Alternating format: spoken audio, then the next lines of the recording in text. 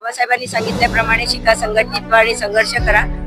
मधले थोडेसे दिवस जरा हे काही 8-10 वर्षामध्ये जी काही ग्लानी आली आहे ती मला वाटत आहे आता ऊर्जा भरल्यासारखी वाटत आहे. यावेळेस मी खूप प्रोग्राम केलेले आहेत. समाजामध्ये खूप सारे पॉझिटिव्ह दिसत आहेत मला आणि मला वाटत आहे की हा माझा समाज संघर्ष करण्यास तयार आहे. वाचणं खूप आवश्यक आहे आणि जगणं खूप आवश्यक. मी असं म्हटलं की बाबासाहेब वाचणं आवश्यक आहे कारण सध्या असं लक्षात येत आहे की काही संस्था किंवा काही लोक बाबासाहेबांच्या विचारांवर घातक ठरत आहेत. तेव्हा माझं सगळे मी जेव्हा जेव्हा सगळीकडे जाते तेव्हा मी सगळ्यांना सांगते दुसरं कोणाचं ऐकण्यापेक्षा बाबासाहेब पुन्हा एकदा वाचा, त्यांना पुन्हा एकदा क्रिएट करा आणि संघर्षाला सुरुवात करा. आजच्या या पाहिलं आपण वाकडेसारखी तरुण येऊन काम करतात चळवळीतल्या तरुणांवर फार मोठी जबाबदारी येतात. मग चळवळीची आणि आंबेडकरी चळवळी काय संदेश आहे या धम्म चळवळ असू द्या किंवा पॉलिटिकल किंवा सामाजिक कोणती, आता ही तरुणांचीच संघटना व्हायला पाहिजे कारण तेच आता हे संघटना पुढे नेतील असं मलाही खात्री वाटते. आणि आज जे काही हे सगळे तरुण मंडळी जी कामं करत आहेत त्यांना माझ्या शुभेच्छा आणि त्याने असंच काम करत राहावं. पुढचे दिवस आपलेच आहेत. प्रथमतः समस्त भारतीयांना 69व्या धम्मचक्र प्रवर्तन दिनाच्या हार्दिक शुभेच्छा.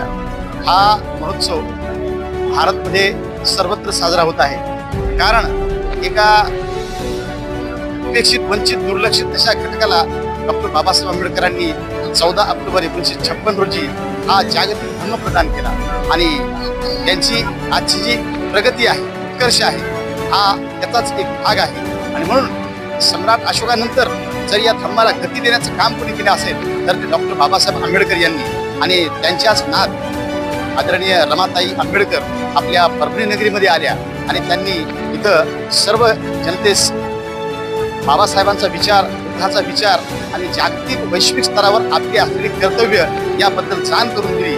आणि येत्या या विश्व गुरुमध्ये आपल्याला जर कुणाला पाहायचं असेल तर ते फक्त डॉक्टर बाबासाहेब आंबेडकर आहेत आणि त्यांच्याच प्रज्ञेने आमच्या भारताचं उत्कर्ष होऊ शकतो आणि आम्ही जे महासत्ताक भारताचं जे स्वप्न पाहिलं आहे ते साकार होऊ शकतं. आणि बाबासाहेब आंबेडकरांनी या भारतातील जनतेला, या बौद्ध समूहाला जागतिक स्तरावर एक सन्मान दिला आहे, न्याय दिला आहे आणि ते नातं जोडलं आहे.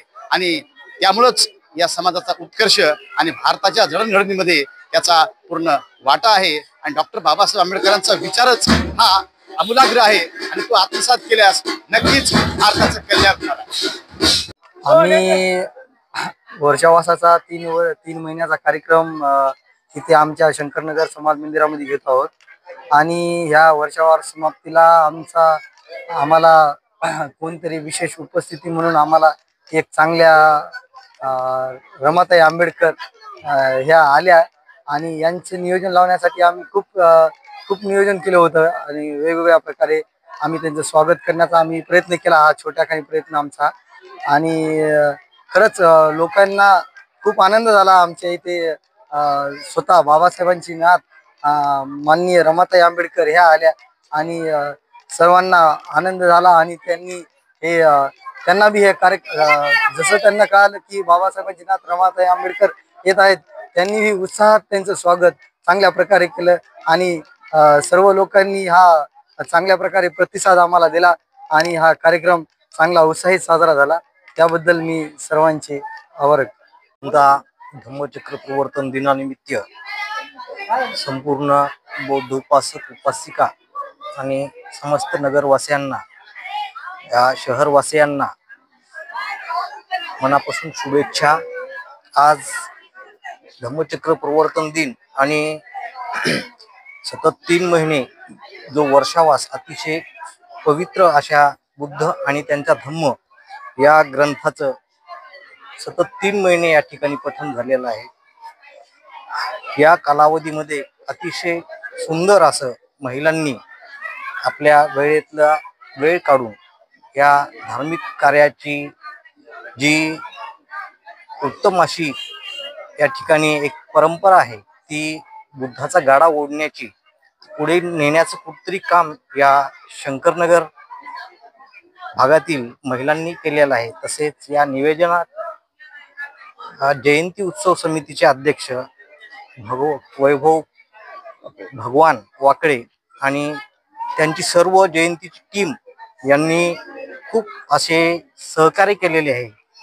आणि आजचा पुरवणीचा म्हणजे खरा दिवस शहरवासियांसाठी यामुळे ठरतो की प्रज्ञा सूर्याचे जे तेज आहे, प्रज्ञा सूर्याचे जे तेजस्वी किरण आहे, त्याच किरणातील एक असे तेजस्वी किरण रमाताई आंबेडकर या शहरामध्ये आल्यात. विशेषतः या शंकरनगरमध्ये आल्यात. या एका ॲक्टिव्हिटीमुळे शंकरनगरचे एक धार्मिक कार्यात असलेले अग्रगण्य जे या ठिकाणी ठिकाण आहे, शंकरनगर एक धार्मिक चळवळीचे ठिकाण झालेले आहे. आणि या ठिकाणाला एक शहरामध्ये एक आगळं वेगळं महत्त्व प्राप्त झालेले आहे. हे महत्त्व कोण्या एका व्यक्तीमुळे झालेले नाही, तर समस्त शंकरनगर येथील बौद्ध उपासक उपासिका आणि सर्वच जाती धर्मातील लोकांनी या सहकार्यामुळेच एक चांगला असा कार्यक्रम घडवून आणलेला आहे. या कार्यक्रमासाठी सर्व पत्रकार बांधवांनीही एक असं मोलाचं योगदान या ठिकाणी दिलेलं आहे. त्यामुळे या दिवशी सर्वांना मनापासून शुभेच्छा. जय हिंद, जय बुद्ध.